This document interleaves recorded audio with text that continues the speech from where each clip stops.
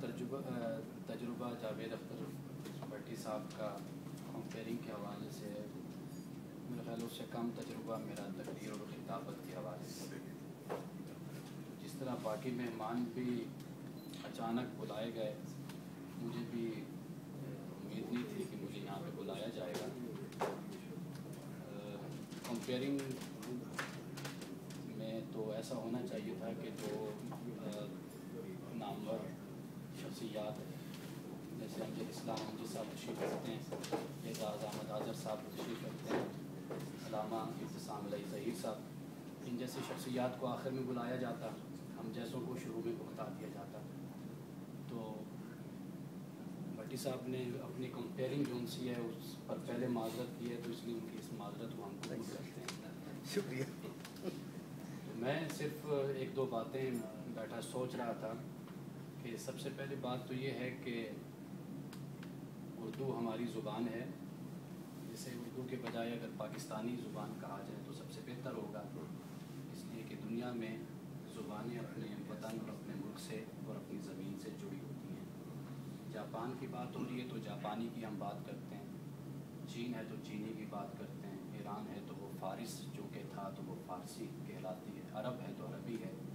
تو ایک تو ہمیں بولتے ہوئے بھی اس بات کا، یعنی مجھ سے بڑے لوگ یہاں بیٹھے ہیں، میں تو کچھ بھی نہیں، کہ اگر اس پر بات ہو کہ بھئی اسے پاکستانی ہی زبان کہا جائے اور ہم اپنی زبان سے جڑیں۔ آپ دیکھیے کہ دنیا کے بڑے بڑے زعماء، بڑے بڑے حکمران جب اکٹھے ہوتے ہیں تو وہ اپنے ملک کی زبان میں بات کرتے ہیں۔ میں نے ہمیشہ دیکھا کہ جب بھی بڑے بڑے فرما روا اور حکمران ہمارے حکمرانوں سے ملاقات کرتے ہیں تو ان دونوں کے درمیان ایک انٹرپریٹر ہوتا ہے، مترجم ہوتا ہے، ترجمہ کر رہا ہوتا ہے۔ لیکن بدقسمتی یہ ہماری کہ ہمارا کلچر کچھ ایسا ڈیولپ ہو گیا، ایسا یعنی اختیار کر گیا کہ ہم انگلش بولنے میں فخر محسوس کرتے ہیں اور اپنی زبان بولنے میں شرم محسوس کرتے ہیں۔ اور بدقسمتی یہ ہے کہ اردو میڈیم اور انگلش میڈیم، اردو میڈیم ایک لحاظ سے ہمارے ہاں کسی کو ذلیل کرنا ہو یا کسی کی ذلت کرنی ہو، عزت تو اس کو کہا جاتا ہے اردو میڈیم سے پڑھا ہوا، اور انگلش میڈیم کی بات کی جاتی ہے۔ ہم دوسری قوموں کا ذکر کرتے ہیں اور اس کے حوالے سے گفتگو کرتے ہیں تو جو ہمارے اپنے رویے ہیں، اپنی زبان، اپنے کلچر، اپنی ثقافت، اپنے تمدن اور تہذیب کے حوالے سے، تو اس کو بھی درست کرنے کی ضرورت ہے۔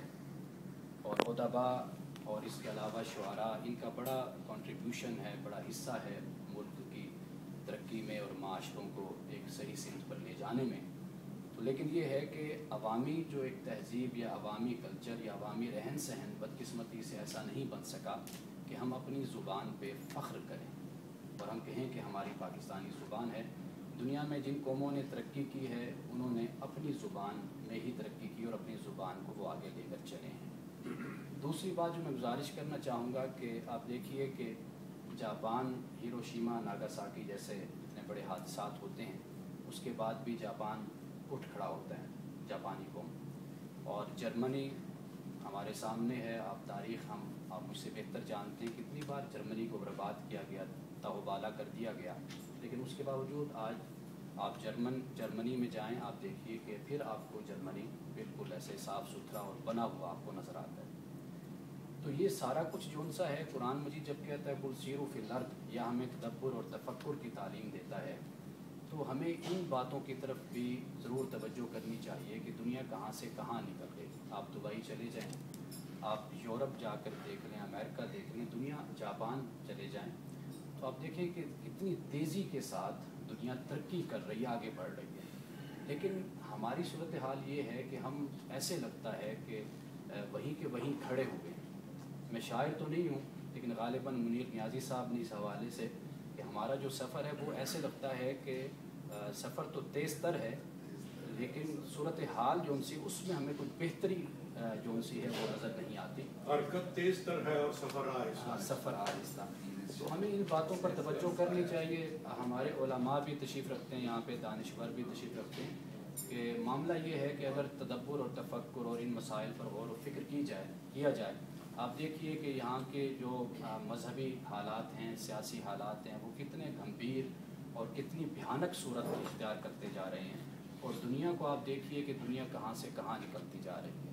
بہت کچھ ہے کہنے کے لیے، لیکن یہ ایک درد ہے کہ آپ دیکھیے کہ جاپان ہیروشیما ناگاساکی کے بعد بھی کھڑا ہو جاتا ہے، اور ہمارے ہاں 1947 کے بعد اب پاکستان کو بنے 65 سال ہو گئے، اور ہم کہاں پہ کھڑے ہو گئے۔ انہی الفاظ کے ساتھ اجازت، والسلام علیکم۔